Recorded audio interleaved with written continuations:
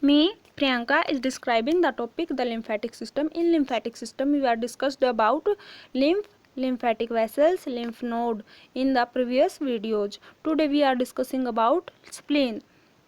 Spleen हमारी body में कैसे दिखाई देता है? ऐसे यहाँ पे ये क्या है? एक लार्जेस्ट लिम्फेटिक ऑर्गन होता है. क्या होता है? लार्जेस्ट लिम्फेटिक ऑर्गन होता है. अब जो हमारा इम्यून सिस्टम होता है, यानी कि जो हमारा लिम्फेटिक सिस्टम होता है, वो हमारा दो में डिवाइड होता है. कितने में डिवाइड होता है? वो हमारे दो में डिवाइड होता है, primary organ and secondary organ. यहाँ पे कंफ्यूज मत होना. प्राइमरी ऑर्गन क्या होते हैं? Thymus and bone marrow. और सेकेंडरी जो होते हैं वो कौन से होते हैं? लिम्फ नोड, स्प्लेन, म्यूक और माल्ट बोलते हैं जिसको हम. जो प्राइमरी ऑर्गन्स होते हैं उनको प्राइमरी क्यों बोलते हैं? क्योंकि जो थाइमस है उसका मेन काम क्या है? टी सेल्स का अपने अंदर बनवाना. और बोन मैरो का क्या है? जो बी सेल्स होती हैं. जो थाइमस होती है उसके अंदर क्या होता है? टी सेल्स का प्रोडक्शन होता है, यानी कि वहाँ से ही उसकी उत्पत्ति हुई है. मैं आपको एक एग्जांपल देती हूँ. जैसे कोई भी एक बच्चा है, ठीक है, बच्चा पैदा हुआ अपने घर पे, ठीक, बच्चा अपने घर पे पैदा होता है, यानी कि वो इंडिया में जैसे पैदा हुआ है. इंडिया में पैदा होने के बाद जैसे वो अमेरिका चला जाए, जापान चला जाए, चीन चला जाए, कहीं पे भी चला जाए, लेकिन उसकी प्राइमरी जगह कौन सी मानी जाती है? प्राइमरी वो हुआ कहाँ पे? प्राइमरी उत्पत्ति उसकी कहाँ पे हुई है? इंडिया के अंदर. तो वो क्या प्राइमरी, उसके लिए प्राइमरी जगह कौन सी है? इंडिया. और उसके बाद सेकेंडरी क्या है? अमेरिका, जापान, जहाँ पे भी वो गया वो क्या उसके लिए? सेकेंडरी है. इसी तरह से जो हमारी सेल्स हैं, यानी कि जो हमारी इम्यूनिटी की सेल्स है, वो उनका प्रोडक्शन जैसे जहाँ पे होता है, वो जिस ऑर्गन में हुआ वहाँ पे उसका प्राइमरी माना जाता है, और उसके बाद वो जहाँ पे जाती वो सेकेंडरी माना जाता है. अब क्या, जो हमारे T cells and B cells, उनका प्रोडक्शन ही कहाँ पे होता है? यानी कि वो बनती ही कहाँ पे? थाइमस में और बोन मैरो में. इसलिए क्या, वो प्राइमरी ऑर्गन है लिम्फेटिक सिस्टम के. और जो हमारी ये टी सेल्स और बी सेल्स है उसके बाद मूव करती हैं कहाँ कहाँ पे? लिम्फ नोड्स में, स्प्लीन में और माल्ट और दूसरी जगहों पे. इसलिए उनको क्या है? सेकेंडरी ऑर्गन माना जाता है. यहाँ पे कंफ्यूज मत होना. वही बात फिर से, प्राइमरी ऑर्गन क्या है?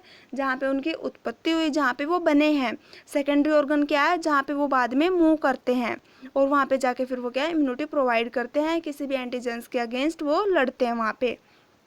उसके बाद है यहाँ पे मैंने वही शो कर रखा है, प्राइमरी लिम्फ ऑर्गन और सेकेंडरी लिम्फेटिक ऑर्गन्स. प्राइमरी में क्या होता है? प्राइमरी में बोन मैरो और थाइमस है.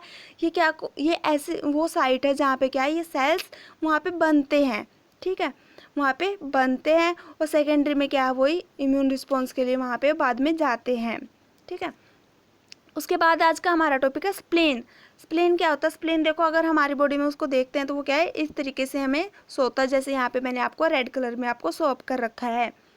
उसके बाद अगर हम इंट्रोडक्शन देखते हैं स्प्लेन का, स्प्लेन क्या होता है? अगर ग्रीक वर्ड में देखते हैं तो इसका क्या था? स्प्लेन. और लेटिन में क्या था? लीन. इन दोनों वर्ड को मिला के क्या बनाया गया है? स्प्लेन. स्प्लेन प्लस लीन, स्प्लेन, ठीक है.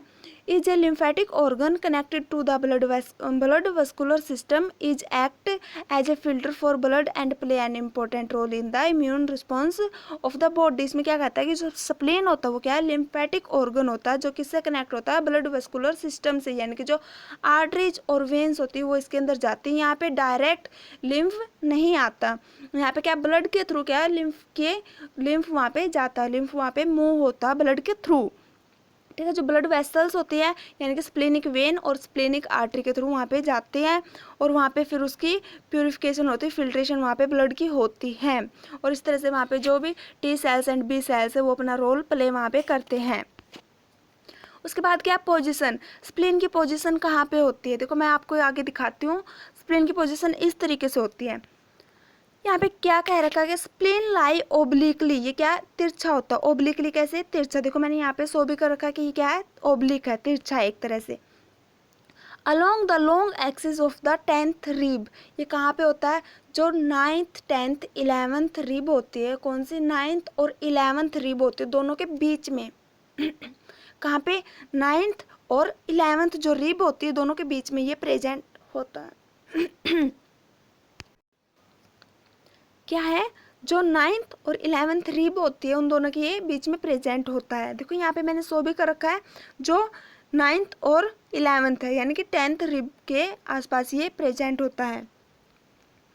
Thus it is directed downward. ये क्या? नीचे की साइड डायरेक्शन शो करता है. फॉरवर्ड आगे की साइड, और लेटरली और क्या? साइड में. क्या जो भी क्या रिब है उसकी क्या है डाउनवर्ड और क्या फॉरवर्ड एंड लेटरली, यानी कि उसकी साइड में वो डायरेक्शन शो करता है और वहाँ पे क्या 45 डिग्री का एंगल बनाता है इन हॉरिजेंटल प्लेन। जो हॉरिजेंटल प्लेन है वहाँ पे क्या 45 डिग्री का वो एंगल बनाता है। अब यहाँ पे मैं आपको समझाती हूँ। जो स्प्लेन है वो क्या है, वो ओब्लिक है यानी कि तिरछा है। पहली बात तो ये थी। उसके बाद क्या है, ये क्या है 9th और 11th रिब के बीच में होता है, यानी कि वो अप्रोक्स 10th रिब के यहाँ पे होता है। देखो बिल्कुल यहाँ पे 10th रिब है और यहाँ पे ये प्रेजेंट होता है। और ये जो ये वाली जगह है इसके क्या है लेटरल है, यानी कि साइड में है, लेटरल है। और क्या है उसके साथ में क्या है हॉरिजेंटल प्लेन देखते हैं तो वहाँ पे क्या है वो लेटरल है और लेटरल के साथ में क्या है वो डाउनवर्ड एंड फॉरवर्ड। यहाँ से क्या वो डाउनवर्ड यानी कि नीचे की साइड है और क्या है साइड में भी है और क्या फॉरवर्ड, फॉरवर्ड किसके है इसके, ठीक है हॉरिजेंटल प्लेन के वो फॉरवर्ड है बिल्कुल। उसके बाद क्या यहाँ पे जो ये प्लेन है वो क्या करता है 45 डिग्री का एंगल बनाता है। देखो इस तरह से हॉरिजेंटल प्लेन पे क्या वो 45 डिग्री का एंगल बनाता है। उसके बाद क्या है इसके कुछ डायमेंशंस। जो स्प्लीन होता है वो कैसे होता है सॉफ्ट होता है, वस्कुलर होता है, बिल्कुल ही सॉफ्ट ऑर्गन होता है। और इसका कलर कैसा होता है बॉडी के अंदर, ये डार्क पर्पल कलर का होता है। किस कलर का होता है डार्क पर्पल कलर का ये होता है। The size and weight of spleen are markedly variable. जो इसका साइज होता है और वेट होता है वो अलग अलग पर्सन्स में अलग अलग देखने को मिलता है। ये मेनली वैसे अगर हम एक एवरेज पर्सन में देखते हैं, एवरेज पर्सन में यानी कि नॉर्मल पर्सन के अंदर अगर हम देखते हैं तो इसका साइज क्या होगा, इसका 1 इंच थिक, क्या 1 इंच थिक यानी कि मोटा, 3 इंच ब्रॉड 3 इंच चौड़ा, 5 इंच लॉन्ग और 5 इंच क्या होता है ये लॉन्ग होता है। और इसका वेट जो होता है वो कितना होता है 7 ऑन्स इन वेट। 7 ऑन्स यानी कि अप्रोक्स 200 ग्राम यानी कि 200 ग्राम के अप्रोक्स ये वेट में होता है। और लोकेटेड कहाँ पे होता है ये 9th to 10th रिब्स। जो रिब केज है वहाँ पे क्या है 9th और जो 10th रिब है उसके बीच में होता है, यानी कि 9th और 11th जो रिब है उसके बीच में होता है, यानी कि 10th रिब के अप्रोक्स। देखो मैंने यहाँ पे आपको याद करने के लिए एक फॉर्मूला भी दे रखा है। जो हमारे इवन नंबर होते हैं, जो हमारे क्या है एक इवन नंबर्स को छोड़ के जो ओड नंबर होते हैं, क्या जो ओड नंबर होते हैं यानी कि जो 2 से डिवाइड नहीं होते, जो 2 से डिवाइड नहीं होते उनकी हम कंटिन्यूशन लेते हैं। ओड नंबर्स की हम कंटिन्यूशन लेते हैं, जैसे 1 3 5 7 9 11 टिल 11 1 to 11। देखो यहाँ पे क्या 1 है 1 1 to 11 यानी कि डबल 1। यहाँ पे हमें कंफ्यूज नहीं होना 1 to डबल 1 यानी कि 1 to 11 तक ही हमें क्या है ओड नंबर्स को लेना है। 1 3 5 7 9 एंड 11 ये एक फॉर्मूला है। यानी कि इसकी जो 1 क्या होता है 1 इसकी थिकनेस होती है यानी कि मोटा होता है 1 इंच। और उसके बाद क्या 3 क्या होता है 3 इसकी चौड़ाई होती है 3 इंच विड्थ एंड 5 इंच इसकी क्या होती है लेंथ होती है। 1 इंच क्या इसकी मोटाई होती है, 3 इंच इसकी चौड़ाई होती है और 5 इंच इसकी लेंथ होती है। और 7 ऑन्स इसका क्या होता है वेट होता है यानी कि अप्रोक्स 200 ग्राम। और लोकेटेड कहाँ पे होता है इन बिटवीन 9 एंड 11 रिब्स। कहाँ पे होता है ये located in between 9 and 11 ribs यानी कि 10th रिब पे ये लोकेटेड होता है। उसके बाद क्या है इसकी लोकेशन। अगर हम इसकी लोकेशन अच्छे से देखते हैं तो लोकेशन कहाँ पे होती है the spleen is a veg shape organ. Veg shape क्या होती है वेज शेप जैसे वी की शेप होती है इन्वर्टेड वी। इन्वर्टेड वी कैसे होता है इस तरीके से, जैसे क्या उल्टा वी इन्वर्टेड वी, इस तरह की इसकी शेप होती है। और कहाँ पे ये होता है mainly in the left hypochondrium and partially in the epigastrium. मैं आपको इसके एरिया दिखाती हूँ। पहले तो हमें ये पता होना चाहिए कि जो हमारा एब्डोमेन होता है उसके कौन कौन से रीजन होते हैं। देखो यहाँ पे हमारा क्या स्प्लीन प्रेजेंट होता है लेफ्ट हाइपोकॉन्ड्रिक रीजन में, और क्या थोड़ा सा हमारे एपिगैस्ट्रिक रीजन में भी वो प्रेजेंट होता है। देखो स्प्लीन यहाँ पे भी प्रेजेंट और यहाँ पे प्रेजेंट है, यानी कि वो कुछ इस एरिया में प्रेजेंट होता है। लेफ्ट हाइपोकॉन्ड्रिक और एपिगैस्ट्रिक रीजन में वो प्रेजेंट होता है। यहाँ पे भी मैंने आपको शो कर रखा है कहाँ पे epigastric and left hypochondriac region में वो प्रेजेंट होता है। And partially in the epigastrium it is wedges in between the fundus of the stomach and the diaphragm. इसमें क्या कहता है कि जो इसकी वेज बनी हुई है यानी कि वी शेप बनी हुई है, जो वी शेप बनी हुई है वो कहाँ पे, जो स्टमक का फंडस है, ये एरिया क्या है, स्टमक का फंडस होता है, स्टमक का फंडस होता है, वहाँ पे इसकी एज बनी हुई है यानी कि वहाँ पे ये उल्टा वी बना हुआ है, देखो इस तरह से, ठीक है। ये होता कहाँ पे है, ये एपिगैस्ट्रिक रीजन है, यानी कि एपिगैस्ट्रिक रीजन में, और क्या है, लेफ्ट हाइपोकोंड्रिक रीजन में ये प्रेजेंट होता है। देखो यहाँ पे मैंने आपको अच्छे से शो कर रखा है, इस एरिया में ये प्रेजेंट होता है और इन्वर्टेड वी की तरह यहाँ पे ये प्रेजेंट होता है।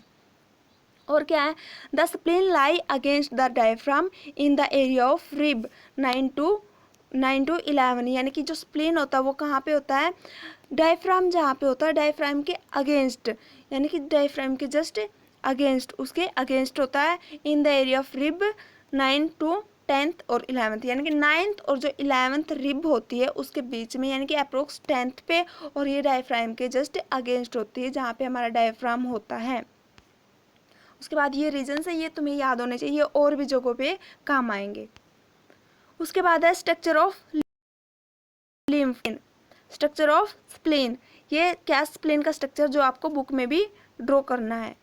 उसके बाद मैं इसको ड्रॉ करना आपको सिखा रही हूँ।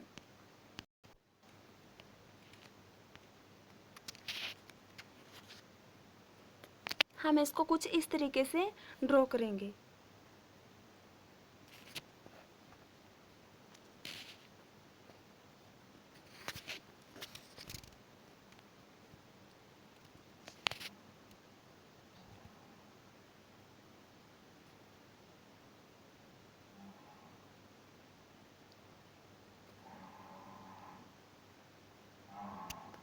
आपको ये स्ट्रक्चर ड्रॉ अप करना है।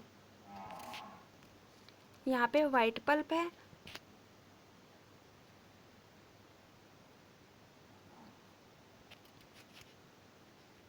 अब ये ब्लू कलर में जो आपको शो हो रहा है ये इसके साइनस होते हैं।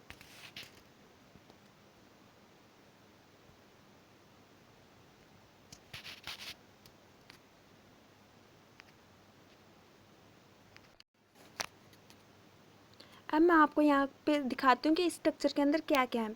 यहाँ पे आर्टरी होती हैं जिनको हम स्प्लेनिक आर्टरी बोलते हैं, ये स्प्लेनिक वेन होती है, क्या है, splenic when and splenic artery.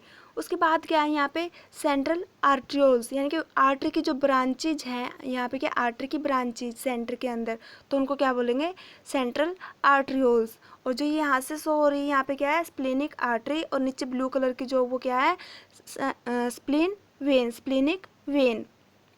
उसके बाद है यहाँ पे जो ये ऊपर आपको यहाँ पे ऊपर शो हो रखा है, यहाँ पे इसका नाम नहीं शो हो रहा है, यहाँ पे ये कैप्सूल होता है, क्या होता है, कैप्सूल होता है, स्प्लेनिक कैप्सूल।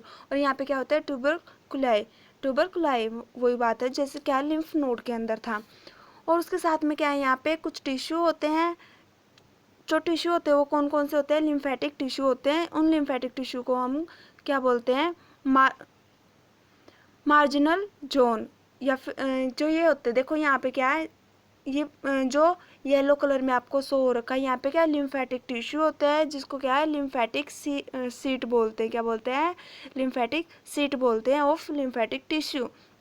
और उसके साथ में क्या कुछ यहाँ पे क्या फिर मार्जिन होता है, क्या होता है, मार्जिन, मार्जिन में क्या होते हैं, इम्यूनिटी प्रोवाइड करने के लिए सेल्स होती है, वहाँ पे मार्जिनल जोन बोलते हैं इसको। और क्या है, यहाँ पे फॉलिकल, जैसे यहाँ पे आपको शो हो रखा है,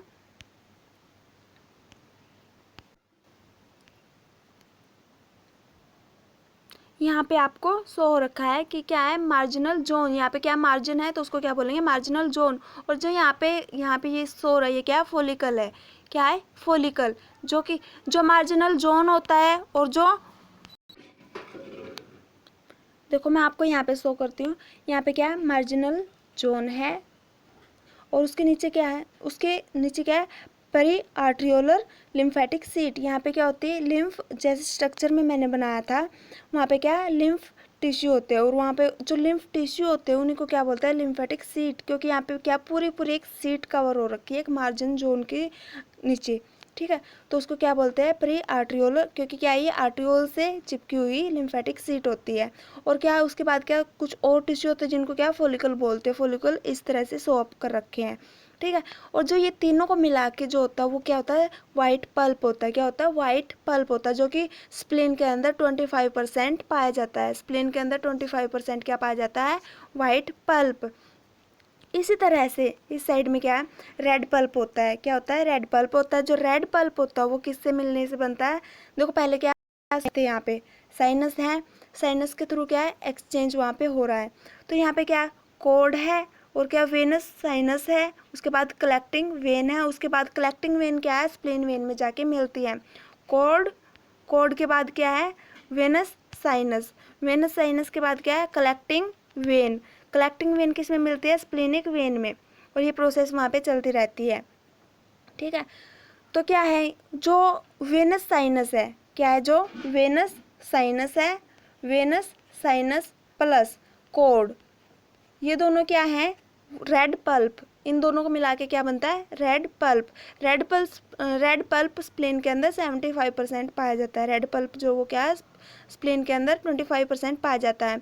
इनकी जो वाइट पल्प और रेड पल्प है उसकी एक्सप्लेनेशन मैं आपको आगे करवाती हूँ। तो क्या यहाँ पे मैंने आपको शो भी कर रखा है, जो यहाँ पे क्या है, ये तो क्या है, रेड पल्प, ये एरिया क्या है, रेड पल्प। और जो वाइट पल्प था वो मैंने बताया था कि फोलिकल्स थे वहाँ पे क्या था, वाइट पल्प। उसी तरह से यहाँ पे क्या फोलिकल्स है, और क्या लिम्फेटिक सीट है, और जो प्री आर्टियोलर फोलिकल सीट है यहाँ पे, और क्या है, यहाँ पे फोलिकल्स हैं, वहाँ पे क्या है, वो क्या है, वो वाइट पल्प। और क्या रेड पल्प क्या है उसके बाहर। यहाँ पे क्या प्रेजेंट है, कोड और सम वेन्स।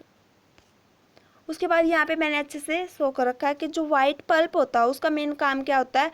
वाइट पल्प के अंदर क्या होता है, B cells and T cells, जो कि क्या है, इम्यून फंक्शंस को शो करती है। वहाँ पे जो क्या होती है, वाइट पल्प जो होता है वो क्या होता है, बी सेल्स और टी सेल्स को कैरी किए हुए होता है, और वो क्या करता है, इम्यून फंक्शंस को शो करता है। यानी कि कोई भी पैथोजन अगर वहाँ पे आ जाता है तो वो क्या करता है, उससे लड़ता है और हमें इम्यूनिटी प्रोवाइड करवाता है। वाइट पल्प ये हमारे स्प्लीन के अंदर कितने परसेंट होता है, 25% ये स्प्लीन के अंदर प्रेजेंट होते हैं। उसके बाद है रेड पल्प। रेड पल्प का मेन काम क्या होता है, remove aged and defective RBC. जो रेड ब्लड सेल्स हैं, जो रेड ब्लड सेल्स हैं, अगर उनमें कोई डिफेक्ट आ जाता है तो उसको क्या है, रिमूव कर देते हैं। और वहाँ पे फैगोसाइटोसिस का काम वहाँ पे करता है रेड पल्प। वो क्या करता है, जो एज्ड आरबीसी हो जाते हैं, यानी कि जिन आरबीसीज का लाइफ स्पैन टाइम होता है, अगर वो ख़त्म हो जाता है तो उसके बाद जो रेड पल्प होता है वो क्या कर देते हैं, उनको फैगोसाइटोसिस के प्रोसेस के थ्रू एनगल्फ कर लेते हैं, और जो डिफेक्टिव आरबीसी होती हैं उनको भी क्या है, वहाँ पे रिपेयर करती हैं। और क्या, stores breakdown products of RBCs. अब मैंने बताया अगर डिफेक्ट वहाँ पे आ जाता है तो क्या वहाँ पे आरबीसी जो वो क्या करती है, और उनको स्टोर कर लेती है, उनकी क्या रिपेयरिंग करती है। उसके साथ में क्या होता है, स्प्लीन का मेन एक काम भी है, एक मेन काम भी है कि वो क्या है, ब्लड को अपने अंदर स्टोर करके रखता है। लीवर और स्प्लीन वो क्या करते हैं, ब्लड को अपने अंदर स्टोर करके भी रखते हैं, ताकि जब हेमरेजिक कंडीशन हो और जब क्या बॉडी को उसकी ज़्यादा ज़रूरत हो उस टाइम पे ये क्या उसको बॉडी के अलग अलग हिस्सों में डिवाइड कर देते हैं, वहाँ तक पहुँचा देते हैं। उसके बाद है स्प्लीन के कुछ फंक्शंस। मैंने आपको बता दिया स्प्लीन जो होती है वो क्या है, एक लार्जेस्ट लिम्फेटिक ऑर्गन होता है। और क्या ये कहाँ पे प्रेजेंट होता है, upper left quadrant of the abdominal cavity. कहाँ पे प्रेजेंट होता है, upper left quadrant of abdominal cavity. अगर इसका हम साइज देखते हैं तो वो कैसा होता है, कप्ड हैंड शेप। कैसा होता है, कप्ड हैंड शेप। जैसे क्या है, हार्ट जो होता है वो फिस्ट शेप का होता है, यानी कि मुट्ठी की शेप का होता है। इसी तरह से जो स्प्लीन है वो कैसा होता है, कप्ड हैंड शेप। कप्ड हैंड आप कैसे बनाओगे, जो आपकी सबसे छोटी फिंगर है और जो आपका अंगूठा है, थंब है एंड द स्मॉलेस्ट फिंगर, अगर आप उनको ज्वाइन करोगे, उनको इकट्ठा करोगे और अपने हाथ को स्ट्रेट करोगे, क्या है, आप अपनी छोटी फिंगर और अंगूठे को ज्वाइन करोगे, उनको मिलाओगे और अपने हाथ को स्ट्रेट करोगे, तो क्या आपके हाथ की कप शेप बन जाएगी। और जो स्प्लीन है वो भी इसी तरह का होता है, और आप देखोगे कि जो आपका हाथ है वो क्या है, एक तरह से वी शेप मैनेज कर रहा है, तो वो क्या होती है, कप्ड शेप होती है। उसके बाद क्या है, फंक्शंस ऑफ स्प्लीन। स्प्लीन के कुछ फंक्शंस है, ये इसका क्या काम होता है, ये ब्लड को फिल्टर करता है, और क्या इम्यूनोलॉजिकल वहाँ पे रिएक्शन करता है, यानी कि जो भी एंटीजन एंटीबॉडी की रिएक्शन वहाँ पे होती है वो करवाता है। जो ब्लड बोन यानी कि ब्लड के अंदर जो भी एंटीजन्स आते हैं तो इसके अंदर जो एंटीबॉडी होती है वो क्या है, उनसे लड़ती है और वहाँ पे क्या है, इम्यूनिटी प्रोवाइड करती है। रिमूव डिफेक्टिव ब्लड सेल्स, और जो भी ब्लड सेल्स है वो क्या डिफेक्टिव अगर हो जाते तो उनकी रिपेयरमेंट करवाती है या फिर उनको फैगोसाइटोसिस प्रोसेस के थ्रू एनगल्फ कर लेती है, यानी कि जो भी आरबीसी या डैमेज आरबीसी है उनको क्या रिमूव करवा देती है बॉडी के अंदर से, या फिर जिसका लाइफ स्पैन जो टाइम था वो ख़त्म हो जाता तो उनको भी क्या है वहाँ से रिमूव करवा देती है। उसके बाद क्या, store blood cells and platelets, जो भी ब्लड सेल्स हैं और प्लेटलेट्स हैं उनको क्या अपने अंदर स्टोर करके रखती है। और क्या, हिमेटोपोइसिस, यानी कि जो रेड ब्लड सेल्स है उनको क्या है वहाँ पे प्रोडक्शन भी करवाती है। स्प्लीन के अंदर रेड ब्लड सेल्स का प्रोडक्शन भी होता है। उसके बाद मैंने फंक्शंस को ये अच्छे से यहाँ पे एक्सप्लेन कर रखा है। इसका पहला फंक्शन क्या है, phagocytosis. The spleen help to destroy the bacteria and worn out damage red blood cells. इसमें क्या कहता है कि अगर कोई भी बैक्टीरिया ब्लड के थ्रू स्प्लीन तक पहुँच जाता है या फिर कहीं और है तो वो क्या करते हैं, स्प्लीन तक जब सप्लाई जाती है ब्लड की तो वो क्या करते हैं, उस बैक्टीरिया को एनगल्फ कर लेते हैं और जो डैमेज सेल्स है उनको भी क्या एनगल्फ कर लेती है। इस तरह से क्या वहाँ पे फैगोसाइटोसिस प्रोसेस को क्रिएट करती है। उसके बाद है स्टोरेज ऑफ ब्लड। जो ब्लड का अमाउंट होता है ये approx 350 millilitre of blood to above अपने अंदर स्टोर करके रखती है। जो हमारा स्प्लीन होता है वो क्या करता है, 350 मिलीलीटर ब्लड से ज़्यादा 350 मिलीलीटर से ज़्यादा ब्लड को अपने अंदर स्टोर करके रखता है। और जब भी बॉडी के अंदर कोई भी हेमरेजिक कंडीशन होती है, यानी कि जब भी ब्लड का लॉस बहुत ज़्यादा हो जाता है तो उस टाइम पे स्प्लीन और लीवर दोनों क्या करते हैं, उस जो उन्होंने स्टोर कर रखा था ब्लड, उस ब्लड को क्या फिर बॉडी के जहाँ जहाँ पे पार्ट्स में उसकी ज़रूरत होती है उन पार्ट्स तक पहुँचाता है। उसके बाद है इम्यून रिस्पॉन्स। जो T cells and B cells हैं, टी एंड बी लिम्फोसाइट्स हैं, वो क्या होती है, वो जब भी एंटीजन आता है, एंटीजन बॉडी के अंदर अगर आता है तो जो टी एंड बी सेल्स है वो क्या एक्टिवेट हो जाती हैं और जो भी इन्फेक्शन वहाँ पे क्या है एंटीजन आए हैं उसके अगेंस्ट वो लड़ते हैं। Infection in infection produce the antibodies and increase the immunity against infection। यानी कि जब भी एंटीजन आता है तो उस टाइम पे क्या है एंटीबॉडीज का प्रोडक्शन होता है और इस तरह से क्या है इम्यूनिटी प्रोवाइड करती हैं। उसके बाद क्या है, इरिथ्रोपोइसिस। इरिथ्रोपोइसिस का मतलब होता है आरबीसी का प्रोडक्शन करवाना। मैंने आपको पहले भी बताया था कि स्प्लीन और जो लीवर होती है वो क्या है ब्लड को स्टोर भी करके रखती है और उसका क्या प्रोडक्शन भी करवाती है। The spleen and liver are important site of foetal blood cell production and the spleen can also fulfil this function in adults in time of great need. यानी कि जब क्या है हेमरेजिक कंडीशन हो जाती है तो उस टाइम पे क्या है, ये क्या है उस टाइम पे क्या पेशेंट को ज़रूरत होती है तो उस टाइम पे जो स्प्लीन होता है वो बॉडी के अलग अलग पार्ट्स में ब्लड को पहुंचा देता है। और यहाँ पे क्या है रेड ब्लड सेल्स का प्रोडक्शन होता है। फिटल ब्लड सेल्स का मतलब क्या है, यहाँ पे जो क्या अभी अभी उन सेल्स की उत्पत्ति जो है रेड ब्लड सेल्स की उत्पत्ति वहाँ से प्रोडक्शन होना स्टार्ट होता है और उसके बाद क्या है शरीर के अलग अलग पार्ट्स में वो डिवाइड हो जाती है जब भी बॉडी को उनकी ज़रूरत होती है इन हेमरेजिक कंडीशंस और इन अदर कंडीशंस।